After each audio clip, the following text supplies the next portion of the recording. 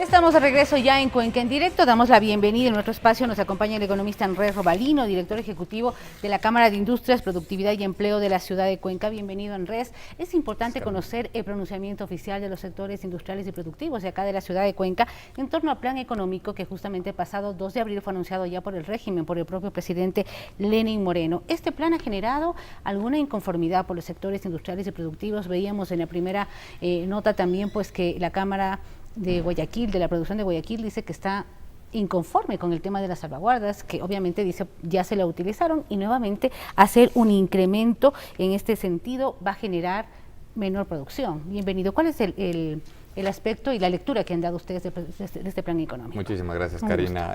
Buenas tardes ya a todos tardes. los televidentes de Unción Televisión. Pues sí, el análisis de unas medidas económicas debe ser completamente amplio, porque las medidas que expuso el señor presidente de la República el día lunes fueron en diferentes líneas, no solamente un tema económico, se habló de un tema tributario, un tema laboral, comercio exterior. Entonces es un tema que se lo debe analizar ampliamente. Y también saber cuáles son los principales problemas que tiene económicamente el Ecuador ahora, que el punto 1 es el déficit fiscal, que todo el mundo habla, ese gran hueco fiscal que tiene el gobierno nacional actualmente, cómo taparlo. Lo primero que a cualquier persona se le puede ocurrir cuando sus ingresos bajan y sus gastos se mantienen es que tiene que reducir sus gastos. Esencialmente, para reducir los gastos del sector público es reducir las instituciones públicas o reducir los gastos de las instituciones públicas, pero eso va a significar también un efecto en el empleo de las personas que están en el sector público, que también genera un efecto negativo a la economía. Eso es lo interesante y a veces difícil de generar ese equilibrio, ¿no?, de decisiones. Y ya se habló antes de este plan económico en inicio justamente del gobierno del presidente Lenín Moreno, se habló ya de manejar pues una economía totalmente escueta para que no se infle todo lo que tiene que ver con el sector público, pero han pasado algunos meses justamente y todavía no hay que existe. llegar. ¿Qué es lo que va a pasar entonces? Justamente ahí es el análisis o la comprensión completa de lo que significan las medidas, porque en unas medidas económicas, en la parte macro se puede decir mucho. Cuando uno comienza a implementar las medidas es la parte más compleja, en todos los aspectos, en la parte tributaria, laboral, etcétera. Cuando quiero reducir los gastos en los ministerios, si es que esa es la orden presidencial, por obvias razones, los ministerios, las instituciones públicas deberían cumplir esa orden. Tengo entendido que en enero el presidente solicitó que se reduzcan los gastos de los ministerios de un 10%, pero eso no fue tomado ni aplicado por todas las instituciones. Debe ser aplicado, es una orden presidencial. Todo el mundo espera que lo que el presidente diga se tome como orden y se lo implemente inmediatamente, y eso va a ayudar lógicamente a que el sector público, que es el sector, el irresponsable manejo económico de los últimos años, tenga que reducir esos gastos, tratar de equilibrar sus finanzas, y eso lógicamente le da una situación diferente para poder invertir en infraestructura y en otros tipos de áreas, que es sumamente importante. E insisto, eso solamente hablando del déficit fiscal. Si es que yo me voy a la parte de comercio exterior, luego de estos 10 años que tuvimos del gobierno del economista Rafael Correa, en donde se implementaron 2 salvaguardias que no sirvieron para mejorar la situación económica del país, porque lo que se crearon fueron burbujas y inclusive aumento de precios en diferentes productos. La salvaguardia per se no es buena. ¿Son barreras productivas? Por supuesto. Son barreras comerciales, no productivas. Se transforman en barreras productivas cuando se le pone una salvaguardia a una materia prima. Correcto. Que eso sucedió antes. ¿Qué pasó? Ahora, de lo que ha dicho el presidente es que las salvaguardias se las va a imponer a productos suntuarios. Hay que analizar cuáles son los productos suntuarios. No se sabe cuáles productos son. Sabemos que son 378 subpartidas que van a estar con este nuevo arancel. Y ahí no solamente es un análisis interno del efecto al comercio nacional, sino también el efecto hacia afuera. ¿Qué van a decir nuestros socios comerciales? Ahora, tal vez estas medidas, hablando ya de los aranceles, debían haber sido más específicas y mencionarlos todos, porque medio que quedamos en el limbo de temas en el sector Es muy complejo que el presidente de la República en una cadena nacional de media hora pueda hablar de 378 partidas. Creo que ahí es justamente el detalle del Ministerio de Comercio, que deba indicar comunicación inmediata cuáles son esas subpartidas, llamar nuevamente a socializaciones, a trabajo conjunto, a talleres entre el sector público y productivo, importador y exportador, para que no se cometan los mismos errores de antes, que se impongan estas barreras arancelarias a productos, materias primas, insumos o bienes de capital. Entonces, eso hay que ir reduciendo, pero por obvias razones, también va a haber un impacto al comercio. Y también hay que analizar cuál ha sido la situación de muchas industrias en estos últimos años. Existen países como China, por ejemplo, que exportan productos de muy bajo costo en comparación al nuestro. Totalmente. ¿Cómo compite la industria nacional con ellos? Cuando una cerámica, una placa de cerámica vale 80% menos que el producto nacional, siendo el producto nacional de muy buena calidad, ¿cómo se compite? Estamos generando empleo en China y no generando empleo aquí.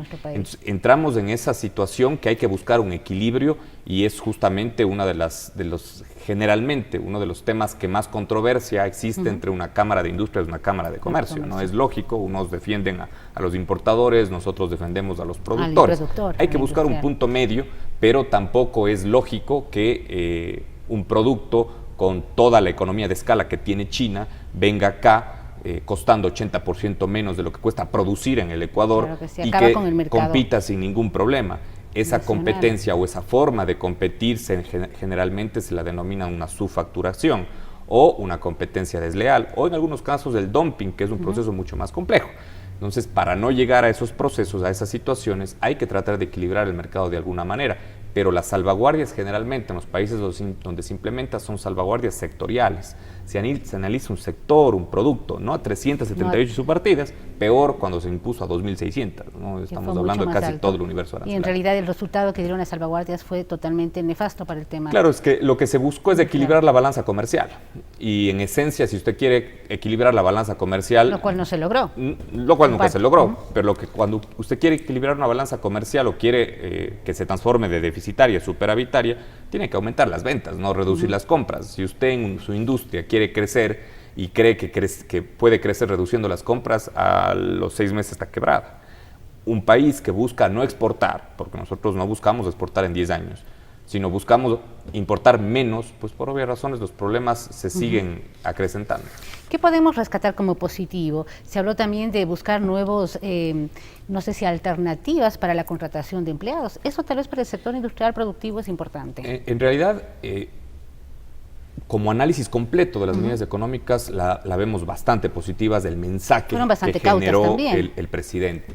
Sí, no sé si fueron bastante cautas, sino que estamos acostumbrados a medidas económicas que sí eran paquetes económicos o paquetazos, como se les conoce. Ahora no fue dirigido hacia allá, o no fue tanto dirigido hacia allá, pero sí hay que rescatar lo positivo. Hay una señal positiva de a dónde van dirigidas las decisiones de política económica, de política comercial, de política laboral, de política tributaria.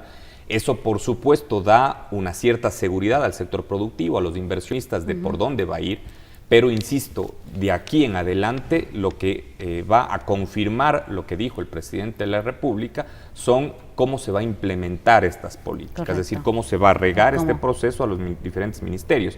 Porque, por ejemplo, un tema muy gráfico, el presidente habló de algunos tipos de incentivos a las inversiones. Esos incentivos a las inversiones ya están incluidos dentro del COPSI, dentro del Código Orgánico de Producción e Inversiones, que fue aprobado en el 2013. Pero no se implementó. ¿Cómo aplicarlo ahora? Ajá. Exacto, entonces hay incentivos. El grave problema es que las instituciones públicas, servicios de rentas internas, ministerios y demás, no lo aplicaron o fueron muy burocráticos en aplicarlo y claro, no hubo el efecto positivo en la economía. Entonces lo que hay que tratar de hacer es solucionar o no caer en los mismos errores del pasado. Ya como economista también, pues más allá de ser de parte de la Cámara de Industrias, quisiéramos saber su criterio. En realidad, estas medidas, Andrés, pueden sacar al país de la situación económica en donde hemos caído. Se habla de que es un proyecto de escalera pequeña, habían citado un proyecto de escalera pequeña pero un hueco profundo. En realidad, ¿estas medidas van a ayudar a sacar al país o debíamos hacer medidas más drásticas? A ver, siempre una medida más drástica va a generar un efecto mucho más complicado económicamente. Hablábamos de que muchos empleados públicos van a perder su empleo. Si es que tomamos medidas más drásticas, más empleados públicos van a perder el empleo. Hay muchos economistas que... ¿Y el tema del subsidio al gas, subsidio el tema del precio de la gasolina? Para terminar con lo que le estaba diciendo, si tomamos medidas drásticas vamos a tener efectos drásticos y complejos en el corto plazo.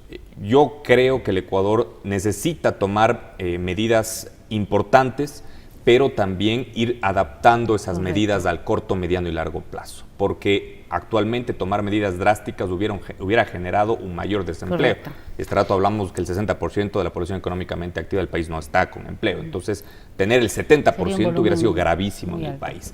Eso en el tema de lo drástico. Ahora, cómo o qué el Ecuador necesita reducción de gastos. El tamaño del Estado es demasiado grande. El gasto público. 43 ministerios tuvimos en los 10 años pasados, 5 ministerios más que Brasil.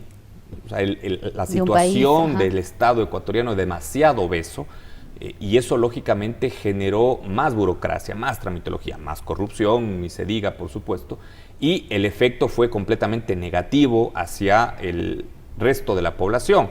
El grave problema es que muchas cosas se dan cuando el Estado es obeso y se generan sueldos, donde el sector privado o empleados del sector privado decidieron cambiarse hacia el sector público por esos sueldos que eran una burbuja en base al precio del petróleo. Vieron una opción mucho mejor. Exactamente, pero la decisión de generar empleo, que esa debería ser el objetivo, y poco se habló en las medidas económicas, el presidente no tocó mucho la situación del empleo, y creo que debería ser ese el objetivo. El empleo es importantísimo que se lo genere en el sector real.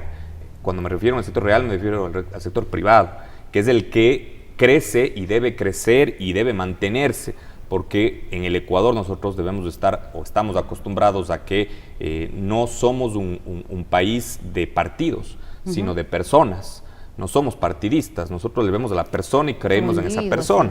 Entonces aquí los partidos tienen vida útil, si se podría llamar así. Las empresas tienen 100, 150 años de vida y son las que se le debe crear, seguir, en el tiempo. Invertir, proyectar, apoyar y demás. Si es que seguimos creciendo en el sector público o no reducimos ese aparataje público, pues el problema va a seguir persistiendo. Tenemos nada más 15 segundos para finalizar esta entrevista en Res y preguntarle, el sector productivo, el sector industrial, ¿tiene apertura con el régimen actual para, obviamente, dar a conocer estos criterios con los que usted está justamente indicando? Sí, por supuesto. Yo creo que el diálogo que llamó el presidente de la República en el mes de junio, creo, cuando fue... ya va a ser un año, claro que sí.